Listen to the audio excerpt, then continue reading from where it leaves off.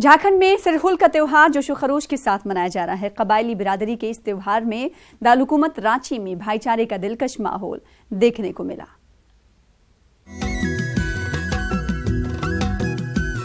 झारखंड में सरहुल का त्योहार निहायत जोशो खरोश के साथ मनाया जाता है। कबायली बिरादरी के इस त्योहार में माहौलियात की हिफाजत का पैगाम दिया जाता है।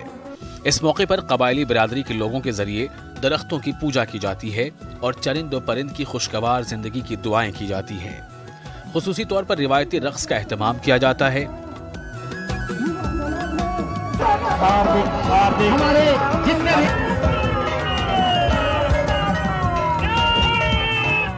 मुस्लिम और दीगर मज़ाहिब के लोग इस मौके पर मुनक़िद जुलूस में शामिल लोगों के इस्तक़बाल में स्टॉल लगाते हैं। ये झारखंड की राजधानी के लिए और देशवासियों के लिए गर्व की बात है कि जिस तरह से आदिवासी, हिंदू, मुस्लिम सारे लोग मिलकर आज ये सरहुल का पर्व मना रहे हैं। देखिए कितना अच्छा माहौल है और यही रांची की ऊपर वाले का करम है कि रांची की खासियत है, कोई धर्म हो सब लोग खड़ा होकर रोड पर एक दूसरे का अभिनंदन करते हैं, स्वागत करते हैं, फल फूल खिलाते हैं, सब करते हैं।